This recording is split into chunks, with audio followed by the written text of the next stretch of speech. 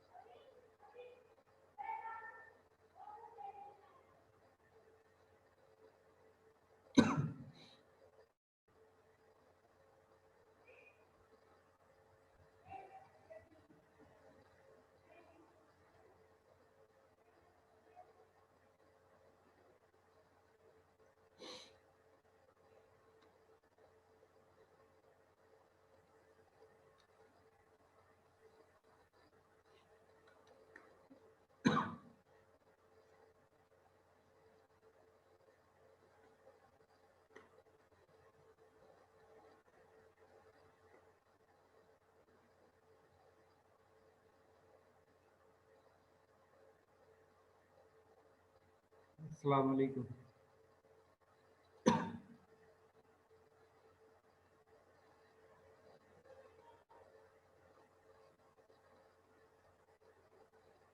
मेरी आवाज आ रही है आप लोगों को?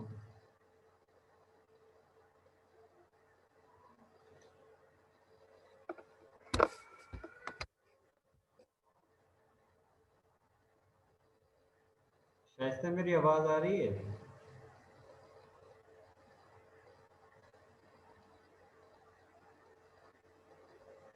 जी सर, आ रही है आपके पास।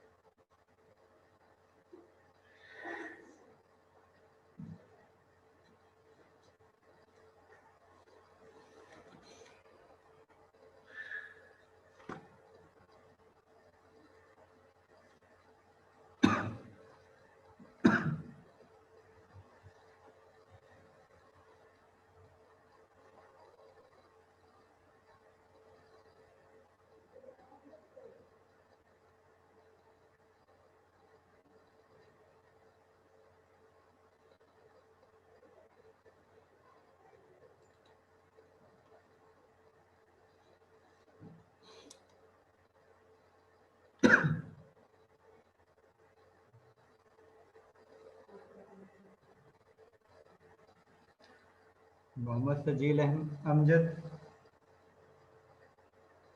मोहम्मद सजील।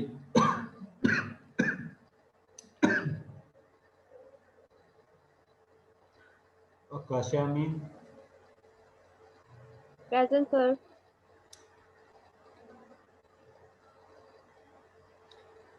नजीफा मुबारक। Present, sir.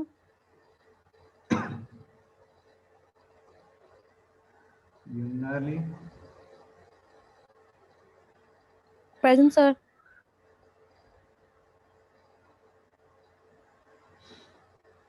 Shanza.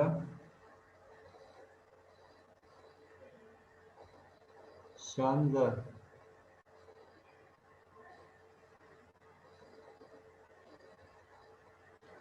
Mohammad Hussain. Yes, sir.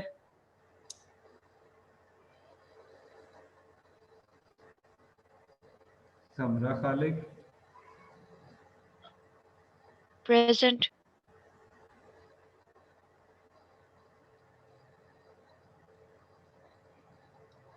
Zeba Yasin. Present, sir.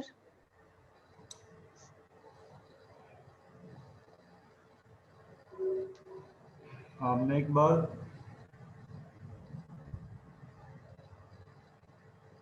आमना इकबाल। Present, sir.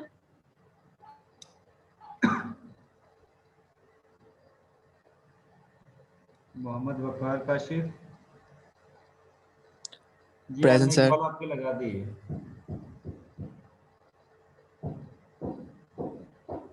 जी आपने कुछ पूछना है Aamna Iqbal?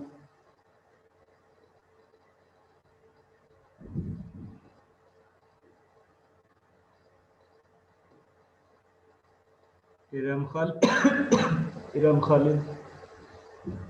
Present, sir.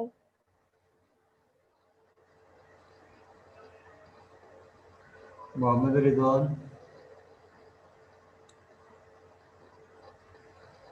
Mohammad Rizwan.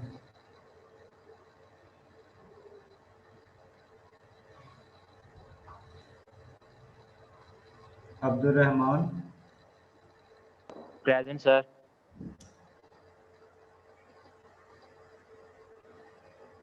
Shaista Zafar. Present, sir. Sir आपकी तबीयत ठीक है? मेरी तबीयत ठीक नहीं, इसलिए आज आप लोगों की लैब भी ऑनलाइन हो रही है। सर लग भी रहा था। Inayatullah.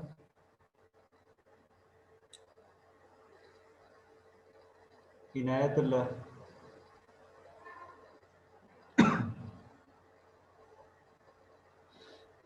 Sabahat Mukhtar, Sabahat Mukhtar, present sir.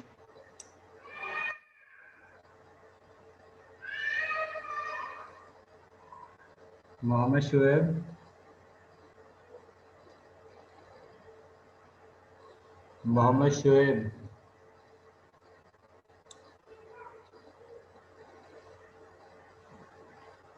Rimsha Waheed, Present.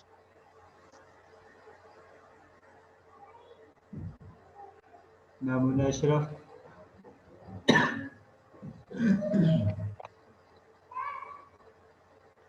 Bushra Mustafa, Present, sir.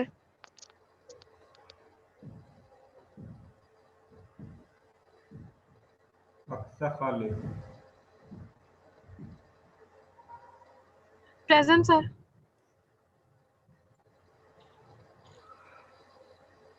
और वो स्टूडेंट नाम सुन लें जो एब्सेंट हैं। अगर इसमें से अगर किसी ने लेट ज्वाइन किया हो तो वो अपनी अटेंडेंस लगवा सकता है। मोहम्मद सजील अमजद, शानजा, मोहम्मद रिजवान, इनायतुल्लाह,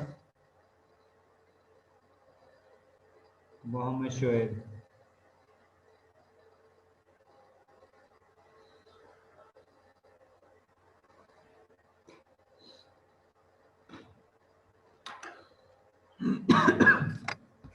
आज आप लोगों का जो एक्सपेरिमेंट है वो एक्सपेरिमेंट नंबर 8,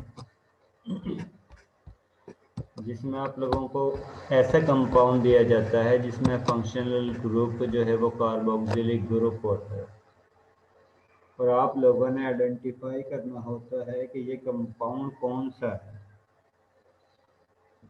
इसमें आप लोगों को अननोन कंपाउंड दिया जाता है और आप लोगों ने उस अननोन कंपाउंड को फाइंड आउट करना होता है। आप लोगों ने बताना होता है कि आप लोगों का जो कंपाउंड है वो कौन सा है। जब भी हम किसी भी कंपाउंड को आइडेंटिफाई करते हैं तो उस कंडीशन में उसको हम सिस्टमेटिक आइडेंटिफाई करते हैं, यानी जिस तरह एक स्कीम होती है कि पहले आप लोगों ने ये काम करना है, उसके बाद ये काम करना है, उसके बाद ये काम करना है, जिससे आप लोगों के पास कुछ क्लू जो हैं वो हासिल होते रहते हैं, और लास्ट में फिर आप लोग उसको कन्फर्मेटरी टेस्ट करते हैं और उससे कन्फर्म हो जाता है कि आप लोगों का जो कंपाउंड दिया हुआ है वो कौन सा है। और इस सीक्वेंस में सबसे पहला जो टेस्ट है ऑर्गेनिक कंपाउंड को आइडेंटिफाई करने के लिए, सबसे पहला जो टेस्ट है उसको हम कहते हैं प्रिलिमिनरी टेस्ट, और इसको प्रिलिमिनरी टेस्ट को डिफरेंट टेस्ट में डिवाइड करते हैं, और इसमें हम कंपाउंड की मॉर्फोलॉजी चेक करते हैं। तो ये चेक करते हैं कि वो सॉलिड है, लिक्विड है, क्रिस्टलाइन है, कि किस तरह का है। इसके साथ हम उसकी ओडोर चेक करते हैं कि उसकी स्मेल जो है वो किस तरह की है, और इसके साथ हम ये चेक करते हैं कि जिस वक्त आप लोग उसको बर्न करते हो तो उस कंडीशन में वो स्मोकी फ्लेम शो करता है या नॉन स्मोकी फ्लेम शो करता है। अगर जिस वक्त आप लोग कंपाउंड को चेक करते हो कि वो सॉलिड फॉर्म में है तो इसका मतलब है कि वो वाले कंपाउंड जो लिक्विड फॉर्म में एग्जिस्ट करते हैं वो एब्सेंट हो जाते हैं, क्योंकि आप लोगों के पास कंपाउंड ऑर्गेनिक कंपाउंड जो हैं कुछ ऐसे हैं जो सॉलिड फॉर्म में होते हैं और कुछ ऐसे कंपाउंड होते हैं जो लिक्विड फॉर्म में एग्जिस्ट करते हैं। इसका मतलब है कि लिक्विड फॉर्म में रहने वाले कंपाउंड जो है वो एब्सेंट हो जाते हैं। इसके बाद सॉलिड जो फिजिकल स्टेट है सॉलिड फॉर्म में, वो क्रिस्टलाइन इन नेचर है या अमॉर्फस इन नेचर है। उसके साथ अगर वो क्रिस्टलाइन इन नेचर है तो इसका मतलब है कि वो वाले कंपाउंड जो अमॉर्फस इन नेचर होते हैं, जिसमें क्रिस्टलिनिटी नहीं होती, जिसमें एटम्स जो है स्पेसिफिक ऑर्डर के साथ अटैच नहीं होते, वो कंपाउंड एब्सेंट हो जाते हैं। और अगर आप लोगों का कंपाउंड जो है अमॉर्फस इन नेचर है तो आप लोगों ने ऑब्जर्वेशन में लिखना है कि ये अमॉर्फस इन नेचर, और इनफेरेंस में आप लोगों ने लिख देना है कि क्रिस्टलाइन सॉलिड्स आर एब्सेंट। इसके बाद आप लोग कंपाउंड का कलर चेक करते हो। अगर वो कलरलेस है तो आप लोग ऑब्जर्वेशन में लिख देते हो कलरलेस कंपाउंड, और इनफेरेंस में लिखते हो कलर्ड कंपाउंड्स आर एब्सेंट। अगर आप लोगों के पास कंपाउंड का कोई कलर अपीयर होता है तो इसका मतलब है कि यहाँ पर आप लोग उसका कलर लिख देते हो, और यहाँ पर लिख देते हो कलरलेस कंपाउंड्स आर एब्सेंट। इसके बाद आप लोग चेक करते हो उसकी ओडोर, उसकी स्मेल। अगर उसकी स्मेल जो है वो फ्रूट लाइक है, इसका मतलब है कि आप लोगों का कंपाउंड जो है वो एस्टर है, उसके अंदर एस्टर ग्रुप मौजूद है। और अगर आप लोगों को कंपाउंड की स्मेल हासिल होती है फिश लाइक, इसका मतलब है कि आप लोगों कंपाउंड के अंदर जो है अमाइनो ग्रुप प्रेजेंट है। और अगर कोई ऑर्डर आप लोग ऑब्जर्व नहीं करते, आप लोगों के पास कोई भी स्मेल जो है वो महसूस नहीं होती, तो आप लोगों को इन्फेरेंस में लिख देते हो कि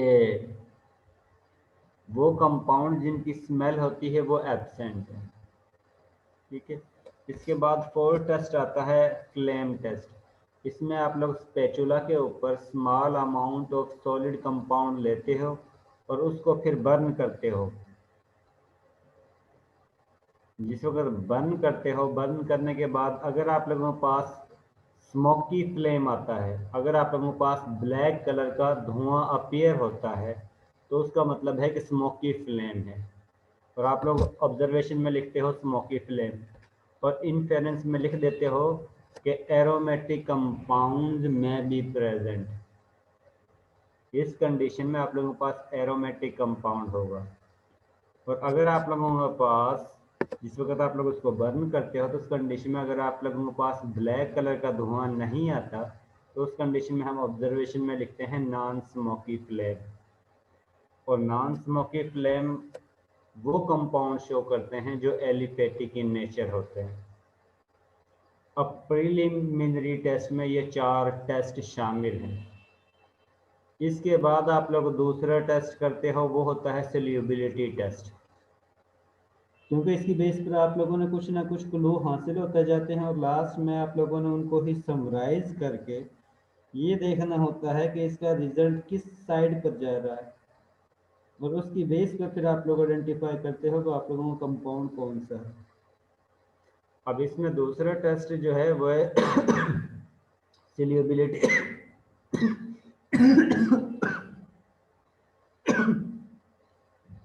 सॉल्युबिलिटी टेस्ट।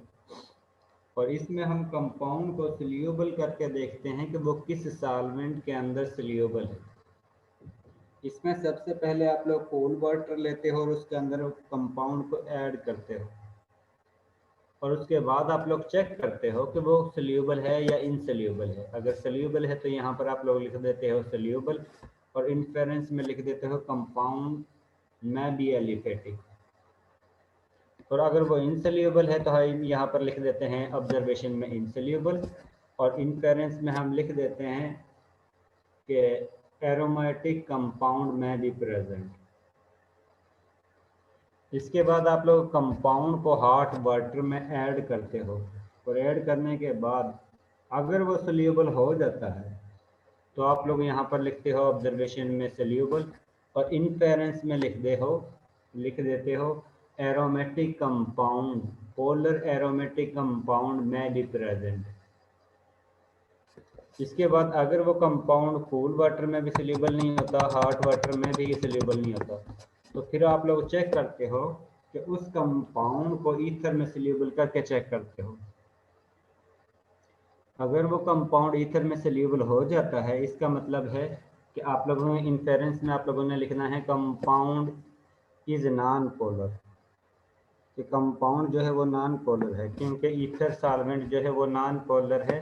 और आप लोगों को ये पता है कि लाइक डिजॉल्व लाइक, यानी कि non polar compound non polar solvent में ही डिजॉल्व होगा, और पोलर कंपाउंड पोलर सॉल्वेंट में ही डिजॉल्व होगा। अगर वो ईथर में सॉल्यूबल है इसका मतलब है कि कंपाउंड जो आप लोगों का है वो नॉन पोलर है।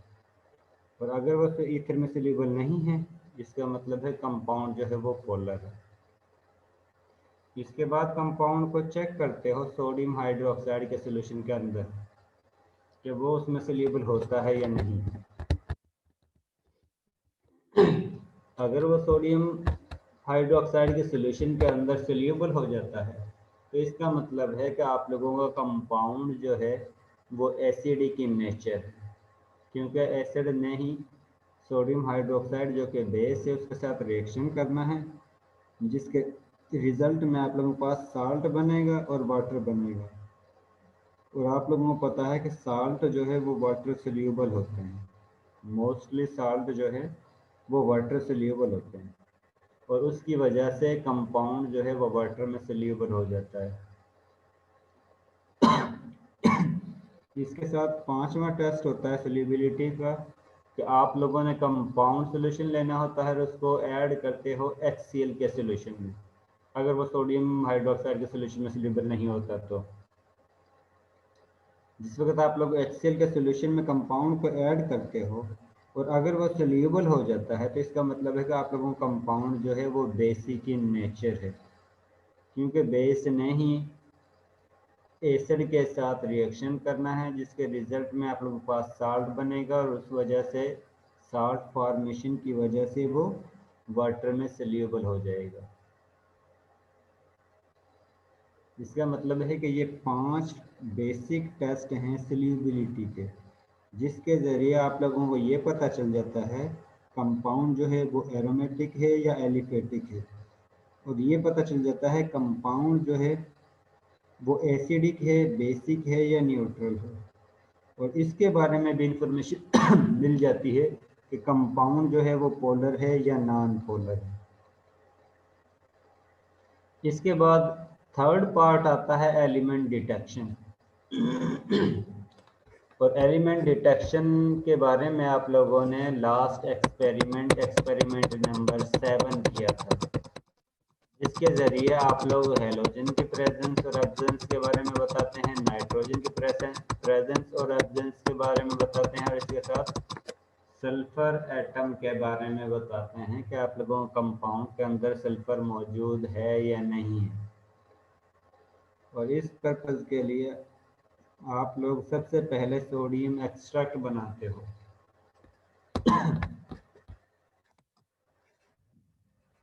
बुशरा मुस्तफ़ा,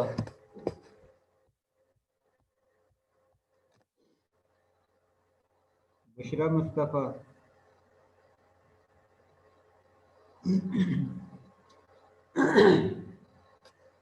बुशरा मेरी आवाज़ आ रही है?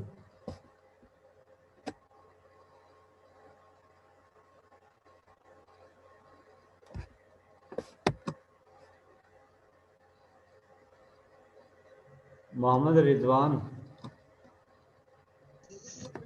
जी सर, अस्सलाम वालेकुम। वालेकुम सलाम। रिजवान, ये बताओ हम सोडियम एक्सट्रैक्ट किस तरह बनाते हैं? सर जी कोई पता नहीं। रिजवान, लास्ट एक्सपेरिमेंट में तो हमने किया था किस तरह बनाते हैं। सर और दिया था लेकिन याद नहीं, अभी मैं पहुंचा हूँ चले, यूनिवर्सिटी कोई तो। बात नहीं है रिजवान, कोई बात नहीं है रिजवान। Iram Khalid,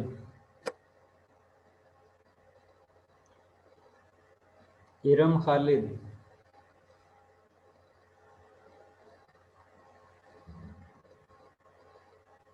yes sir. इरम खालिद, ये बताओ कि सोडियम एक्सट्रैक्ट हम किस तरह बनाते हैं? सर याद नहीं।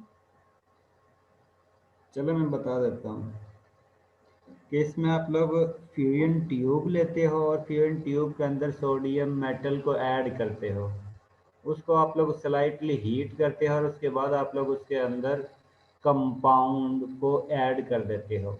ऐड करने के बाद आप लोग फ्यूजन ट्यूब को अच्छी तरह से हीट करते हो, कितना हीट करते हैं कि फ्यूजन ट्यूब जो है वो रेड हार्ट हो जाए, उसका कलर जो है वो भी रेड हार्ट शो होना शुरू हो जाता है।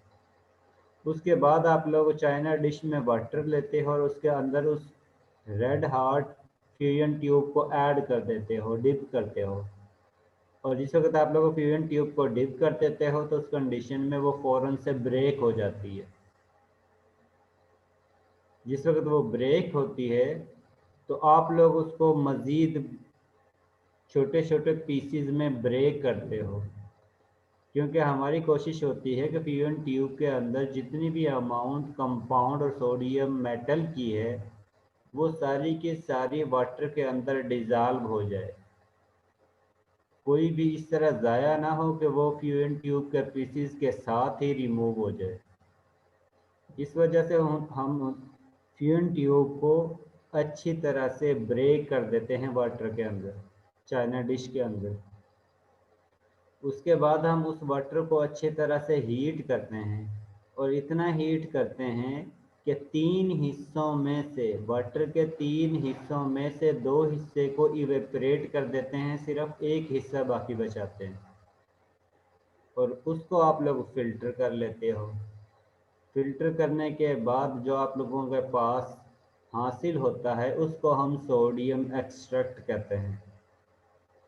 अब इस सोडियम एक्सट्रैक्ट को आप लोग यूज़ करते हो हैलोजन की डिटेक्शन के लिए, नाइट्रोजन की डिटेक्शन के लिए और सल्फ़र की डिटेक्शन के लिए।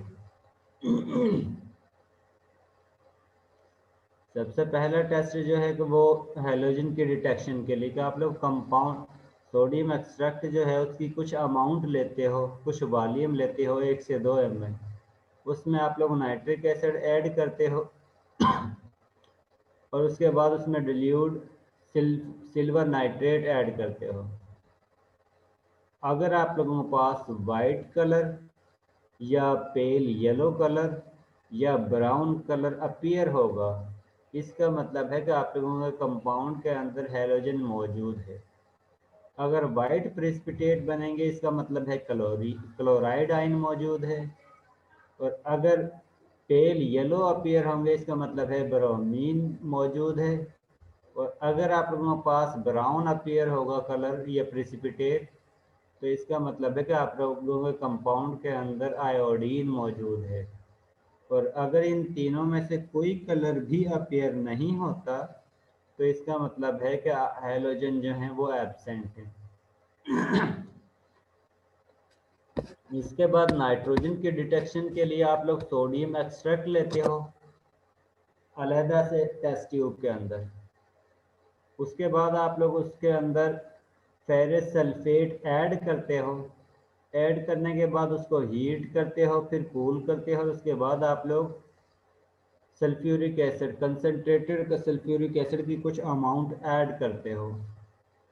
ऐड करने के बाद अगर उसका पर्शियन ब्लू कलर आता है तो इसका मतलब है नाइट्रोजन प्रेजेंट है। अगर पर्शियन ब्लू कलर अपीयर नहीं होता तो इसका मतलब है कि नाइट्रोजन एब्सेंट है। अब नाइट्रोजन जी समरा पूछना है कुछ? जी सर। सर हमने सल्फ्यूरिक एसिड क्यों ऐड किया नाइट्रोजन को डिटेक्ट करने के लिए? नाइट्रोजन की डिटेक्शन के लिए जी। लास्ट टाइम हमने एक एक्सपेरिमेंट भी किया था और उसके अंदर हमने इसके रिएक्शन भी पढ़ा था, क्योंकि जिस वक्त हम इसको ऐड करते हैं तो उस कंडीशन में फेरिक का साल्ट जो बनता है वो फेरिक सायानाइड के साल्ट में कन्वर्ट होता है, फेरोसायानाइड उसको हम कहते हैं, और उसकी फॉर्मेशन जो है वो एसिड की प्रेजेंस में ही होती है, और उसी वजह से आप लोगों के पास कलर अपीयर होता है। अगर वो कन्वर्ट नहीं होता आयरन का साल्ट जो है तो उस कंडीशन में आप लोगों के पास कलर अपीयर नहीं होता है, क्योंकि हमें चाहिए उसका कलर। इस वजह से हम एक सोर्स यूज़ करते हैं जो आसानी से उसको एक साल्ट को दूसरे साल्ट में कन्वर्ट कर देता है, और उसी के रिजल्ट में आप लोगों के पास कलर अपीयर होता है। क्योंकि आप लोगों ने ये भी देखा है बाज़ रिएक्शन ऐसे होते हैं जो एसिडिक मीडियम में होते हैं, बाज़ रिएक्शन ऐसे होते हैं जो बेसिक मीडियम में होते हैं, और बाज़ ऐसे रिएक्शन होते हैं जिनके लिए आप लोगों को न्यूट्रल सॉल्यूशन चाहिए होता है। कि एसिडिक या बेसिक रिएक्शन की कंडीशन में वो रिएक्शन जो है वो रिवर्सिबल हो जाता है। तो ये समझ लें कि इसका जो रिएक्शन है वो एसिड की मौजूदगी में होता है। एसिड ऐसा मीडियम है जो इसको प्रोसीड करवाता है और इसीलिए हम इसमें सल्फ्यूरिक एसिड को यूज़ करते हैं और उसकी वजह से आप लोगों के पास रिक्वायर्ड साल्ट बनता है, कम्प्लेक्स बनता है और उसकी वजह से आप लोगों के पास पर्शियन ब्लू कलर अपीयर होता है। अगर आप लोग ये यूज़ नहीं करते तो इसका मतलब है कि वो आप लोगों का कम्प्लेक्स नहीं बनेगा और जिस वक्त वो कम्प्लेक्स नहीं बनेगा तो आप लोगों के पास कलर भी अपीयर नहीं होगा। इस वजह से हम इस रिएक्शन के दौरान सल्फ्यूरिक एसिड को यूज़ करते हैं। ठीक है। जी सर। इसके बाद तीसरा टेस्ट है और एक ये भी टेस्ट है नाइट्रोजन की डिटेक्शन के लिए। अगर आप लोग सोडियम एक्सट्रैक्ट लेते हो और उसमें डायरेक्ट ही अगर आप लोग कंसंट्रेटेड सल्फ्यूरिक एसिड ऐड कर देते हो तो उस कंडीशन में आप लोगों के पास ग्रीनिश कलर आता है। उसके ज़रिए भी आइडेंटिफाई हो जाता है कि आप लोगों के कंपाउंड के अंदर नाइट्रोजन प्रेजेंट है, क्योंकि sulphuric acid basically oxidising agent के तौर पर भी इस्तेमाल होता है। तो वो मोस्टली जो है जो नाइट्रोजन है उसको नाइट्रोजन ऑक्साइड में कन्वर्ट करता है और उसकी वजह से आप लोगों के पास ग्रीनिश कलर आ जाता है अगर आप लोग डायरेक्ट ही sulphuric acid concentrated sulphuric acid को यूज़ करते हो। इसके बाद तीसरा टेस्ट है सल्फर की डिटेक्शन के लिए। इसमें आप लोग दोबारा से जो आप लोगों ने प्रिपेयर किया था सोडियम एक्सट्रैक्ट उसमें से कुछ अमाउंट लेते हो और उसके अंदर आप लोग एसिटिक एसिड ऐड करते हो। उसके बाद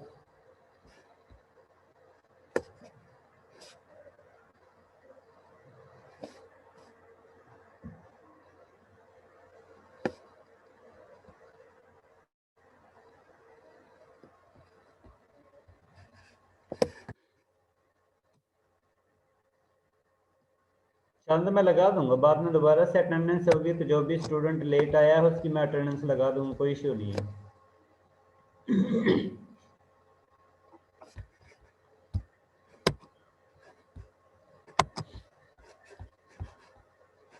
इसके बाद आप लोग सोडियम एक्सट्रैक्ट के अंदर एसिटिक एसिड का सॉल्यूशन ऐड करते हो। उसके बाद इसको हीट करते हो, कूल करते हो। उसके बाद उसमें लेड एसीटेट का सॉल्यूशन ऐड करते हो। ऐड करने के बाद अगर आप लोगों के पास ब्लैक प्रिसिपिटेट हासिल होते हैं इसका मतलब है कि आप लोगों के कंपाउंड के अंदर सल्फर मौजूद है।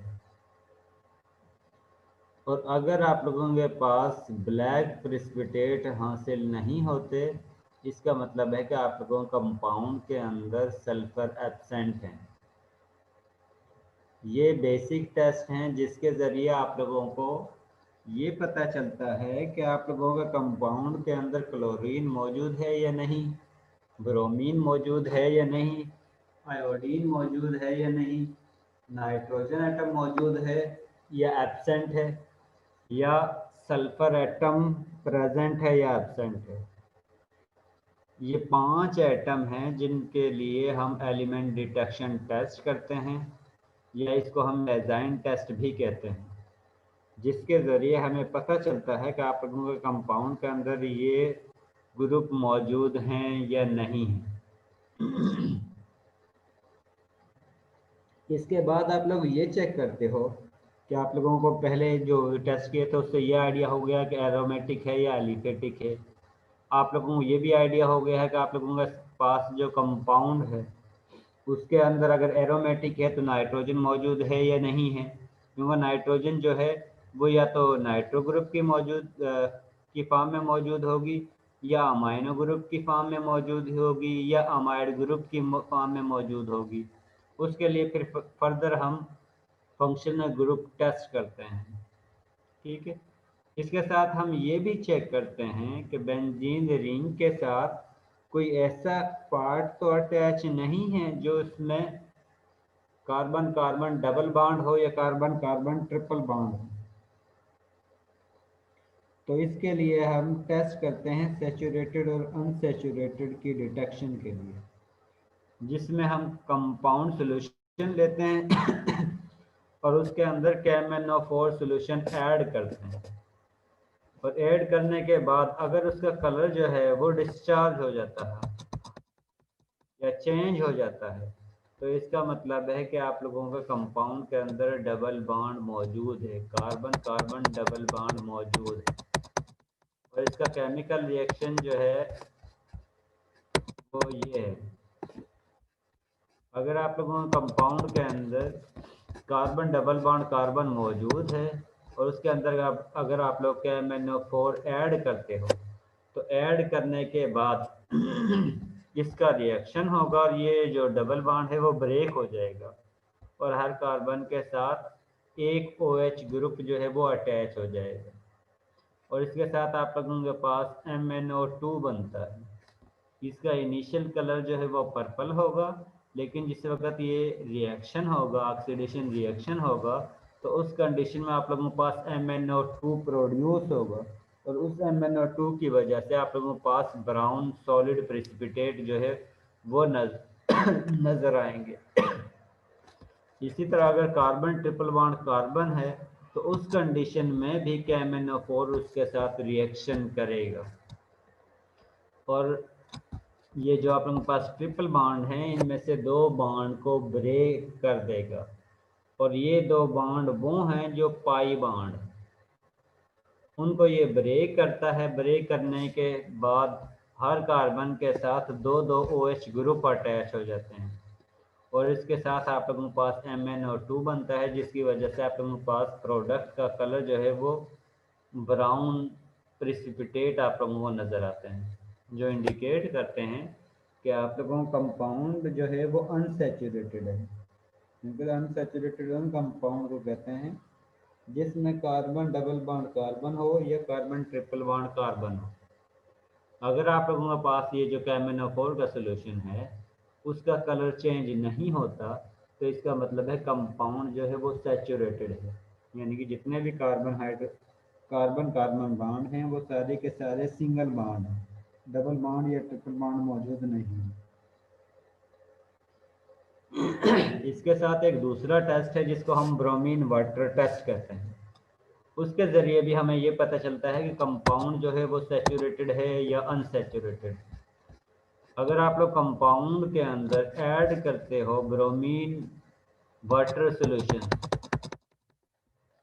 तो उस कंडीशन में ब्रोमीन जो है वो कार्बन डबल बॉन्ड कार्बन के साथ रिएक्शन करती है और पाई बॉन्ड को ब्रेक करके हर कार्बन के साथ एक एक ब्रोमीन एटम अटैच हो जाता है, जिसकी वजह से इस ब्रोमीन सॉल्यूशन का कलर जो है वो डिसअपीयर हो जाता है।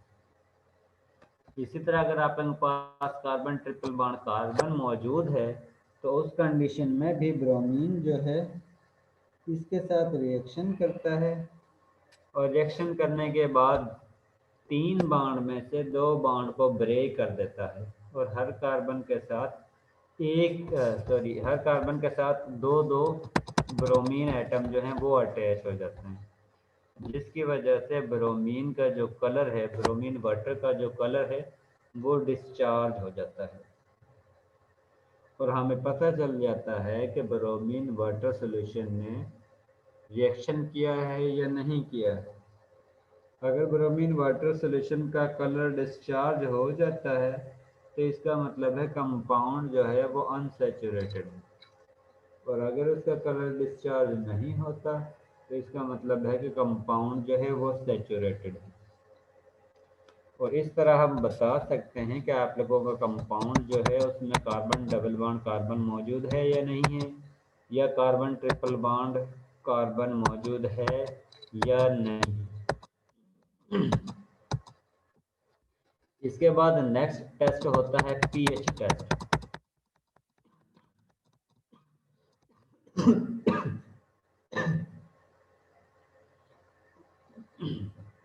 और इसके ज़रिए आप लोगों को ये पता चलता है कि आप लोगों का सोल्यूशन, आप लोगों का कंपाउंड जो है वो एसिडिक है या बेसिक है या न्यूट्रल है। अगर आप लोग कंपाउंड सॉल्यूशन के अंदर रेड लिटमस पेपर ऐड करते हो और रेड लिटमस पेपर का कलर जो है वो ब्लू में शिफ्ट हो जाता है, तो इसका मतलब है कंपाउंड जो है वो बेसिक इन नेचर है। और अगर रेड लिटमस पेपर का कलर चेंज नहीं होता तो उस कंडीशन में कंपाउंड जो है या तो एसिडिक होगा या फिर न्यूट्रल होगा। इसी तरह अगर आप लोग कंपाउंड सॉल्यूशन के अंदर ब्लू लिटमस पेपर ऐड करते हो और ऐड करने के बाद ब्लू लिटमस पेपर का कलर रेड में शिफ्ट हो जाता है, तो इसका मतलब है कंपाउंड जो है वो एसिडिक इन नेचर में है। और अगर रेड में शिफ्ट नहीं होता तो इसका मतलब है कंपाउंड जो है या तो वो बेसिक है या न्यूट्रल है। और इस तरह हमें कुछ आइडिया हो जाता है कि आप लोगों कंपाउंड जो है वो एसिडिक है या बेसिक। और ऑर्गेनिक कंपाउंड के अंदर कार्बोक्सिलिक ग्रुप और फिनोलिक ग्रुप वो ग्रुप हैं जिसकी वजह से ऑर्गेनिक कंपाउंड जो है वो एसिडिक इन नेचर होते हैं।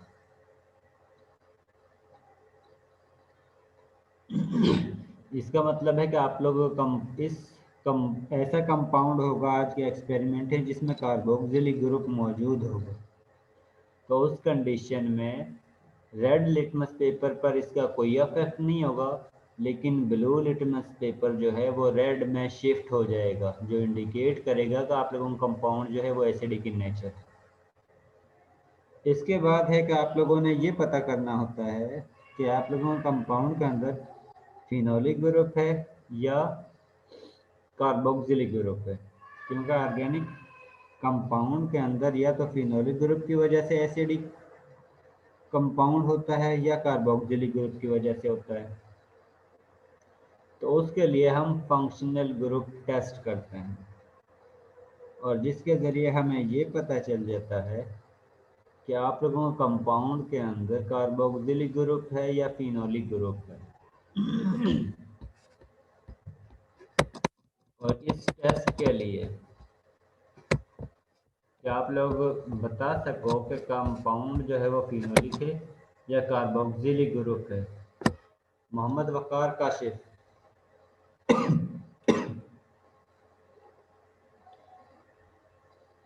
मोहम्मद वकार काशिफ।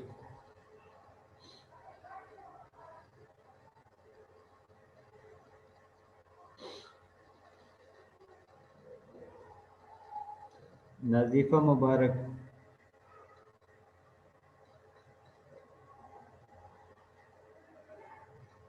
नजीफा मुबारक।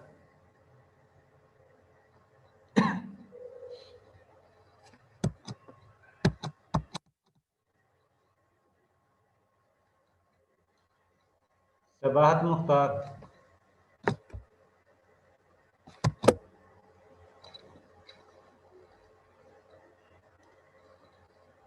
मुझे लगता है मुझे अटेंडेंस जो है वो सभी स्टूडेंट की दोबारा ले लेनी चाहिए, और जो मौजूद हो जो बोलता है अटेंडेंस, तो उसी की अटेंडेंस लगाऊं, बाकियों की एब्सेंट कर दूं।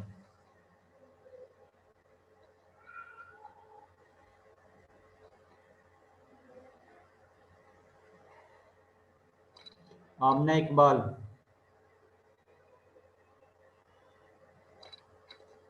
जी सर।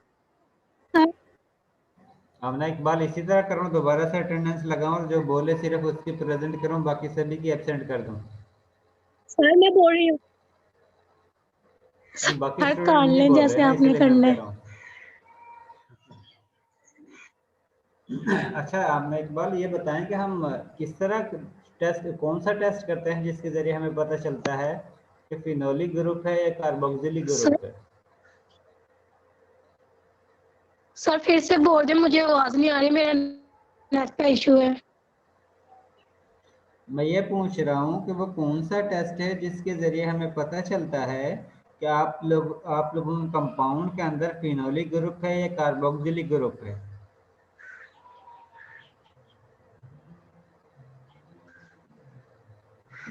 सर मैं तो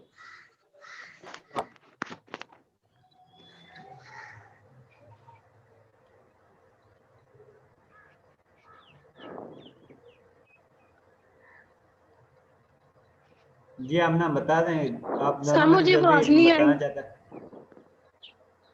कोई बात नहीं आमना। सर मैं जी तो रिजवान, जी रिजवान फंक्शनल बताएं। ग्रुप टेस्ट सर करते हैं। किसको? फंक्शनल ग्रुप टेस्ट करते हैं, चेक जी, करने के लिए कंपाउंड में फिनोलिक है या कार्बोक्सिलिक ग्रुप है। तो वो टेस्ट कौन सा है? फंक्शनल एक आप ग्रुप लोगों ने टेस्ट सर। एक आप लोगों ने टेस्ट किया था सर कार्बोक्स का। प्रीलिमिनरी टेस्ट है। एक आप लोगों ने टेस्ट किया था जिसमें आप लोग एंथ्रेनिलिक एसिड को यूज कर रहे थे कम्प्लेक्सेशन के लिए, और उसमें अगर आप लोग सोडियम बाइकार्बोनेट, क्योंकि आप लोगों ने एंथ्रेनिलिक एसिड डिफरेंट इस्तेमाल किए थे, ये भी शायद आप लोगों को याद होगा। और आप लोगों ने ये भी बताया था कि कौन सा एंथ्रानिलिक एसिड जो है वो सही फॉर्म में है और कौन सा एंथ्रानिलिक एसिड जो है वो ख़राब फॉर्म में है। ये आप लोगों ने परफॉर्मेंस की थी और उस वक्त आप लोगों ने चेक भी किया था, जिसमें आप लोग एंथ्रानिलिक एसिड का सोल्यूशन लेते थे और उसमें आप लोग सोडियम बाइकार्बोनेट ऐड करते थे। जिस कंपाउंड ने बबल्स शो किए थे वो कंपाउंड प्योर था, सही फॉर्म में था, और जिसने बबल्स शो नहीं किए थे वो खराब फॉर्म में था। क्योंकि सोडियम बाइकार्बोनेट के साथ कार्बोक्सिलिक ग्रुप रिएक्शन करता है लेकिन फिनोलिक ग्रुप रिएक्शन नहीं करता। इसका मतलब है कि जिस वक्त आप लोग कंपाउंड सॉल्यूशन लेते हो और उसमें अगर आप लोग ऐड करते हो सोडियम बाइकार्बोनेट सॉल्यूशन, तो अगर आप लोगों के पास बबल्स अपीयर होंगे, इसका मतलब है कि कंपाउंड के अंदर कार्बोक्सिलिक ग्रुप मौजूद है। और अगर उसमें बबल्स अपीयर नहीं होते तो इसका मतलब है कि उसके अंदर कार्बोक्सिलिक ग्रुप एब्सेंट है और फिनोलिक ग्रुप प्रेजेंट है। इसके साथ हम पीएच टेस्ट के ज़रिए भी कुछ इन्फॉर्मेशन हासिल कर सकते हैं कि आप लोगों का कंपाउंड जो है वो फिनोलिक है या कार्बोक्सिलिक ग्रुप उसमें मौजूद है। जिस वक्त हम पीएच टेस्ट करते हैं और उसके ज़रिए कंपाउंड की पीएच अगर 5 के राउंड अबाउट आती है, 4 आती है, 5 आती है या 6 आती है, इसका मतलब है कि आप लोगों के कंपाउंड के अंदर फिनोलिक ग्रुप है, कार्बोक्सिलिक ग्रुप नहीं है। और अगर उसकी पीएच जो है वो लेस देन 3 आती है तो इसका मतलब है कि आप लोगों के कंपाउंड के अंदर कार्बोक्सिलिक ग्रुप है। फिनोलिक हो भी सकता है, नहीं भी हो सकता। इसका साथ एक तीसरा टेस्ट है कार्बोक्सिलिक ग्रुप की आइडेंटिफिकेशन के लिए, और उसमें हम ये कह करते हैं कंपाउंड लेते हैं, उसके अंदर हम एथेनॉल ऐड करते हैं, उसके अंदर हम कुछ अमाउंट एसिड की ऐड करते हैं।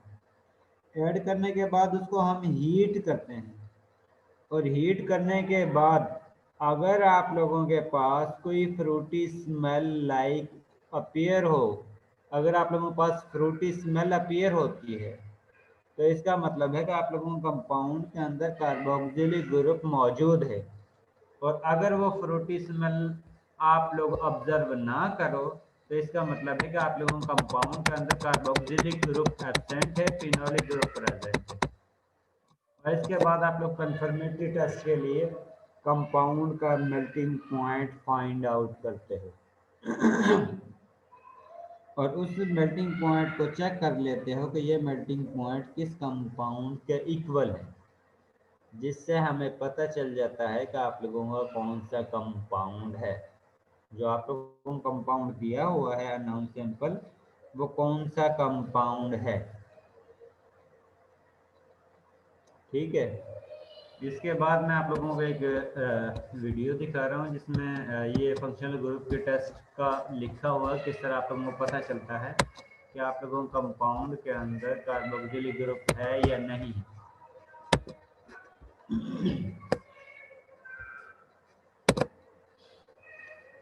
ये आप लोगों का कंपाउंड है और ये ब्लू लिटमस पेपर है।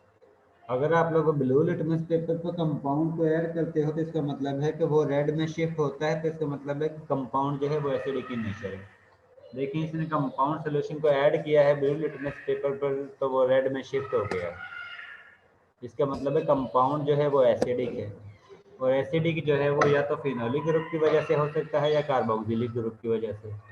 अगर हम इसको टेस्ट करते हैं सोडियम बाइकार्बोनेट के साथ, और अगर बबल्स अपीयर हो तो इसका मतलब है कि कार्बोक्सिलिक ग्रुप है, और अगर बबल्स अपीयर ना हो तो इसका मतलब है कि फिनोलिक ग्रुप है।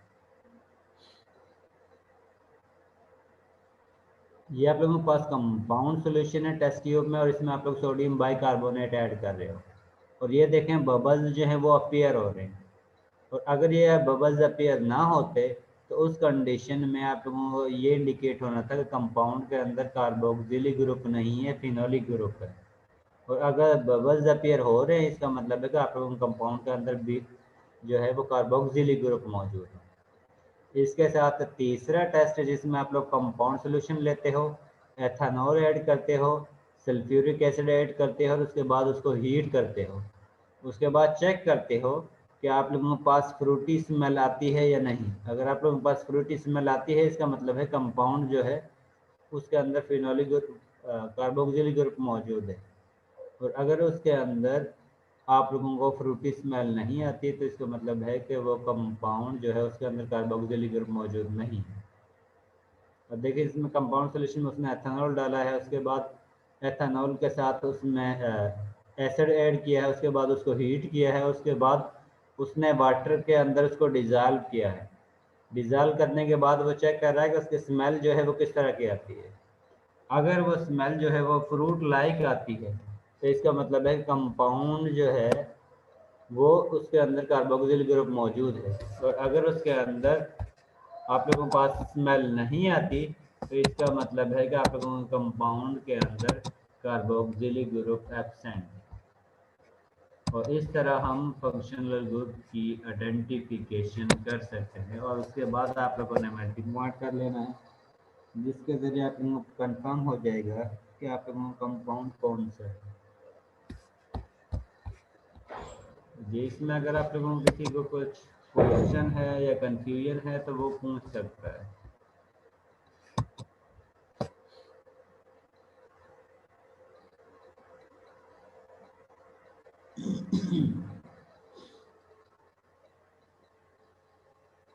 जी रिजवान कोई कंफ्यूजन तो नहीं है?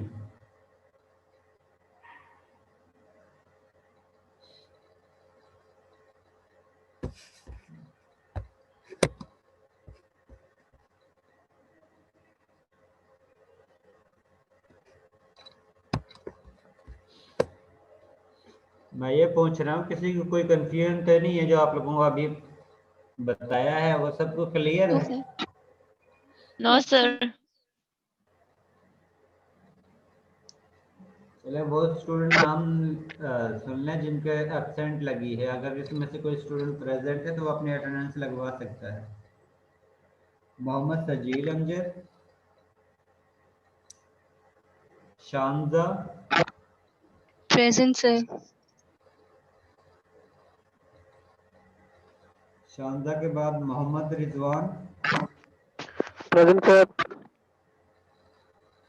मोहम्मद रिजवान के बाद Inayatullah, yes sir. Inayatullah, yes sir. Inayatullah के बाद है मोहम्मद शोएब, मोहम्मद शोएब,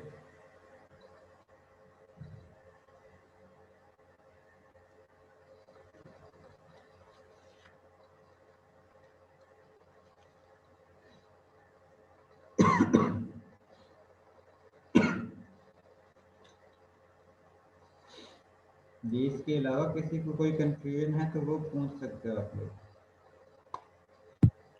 सर नजीफा प्रेजेंट है।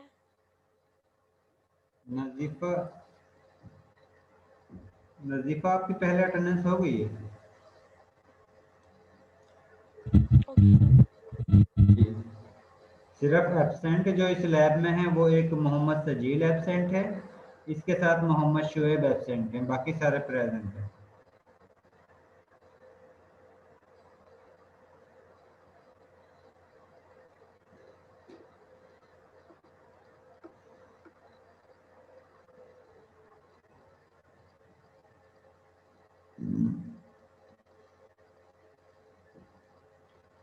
जी, इसमें अगर कोई कंफ्यूजन है तो वो आप लोग पूछ सकते हो, वरना लीव कर सकते हो।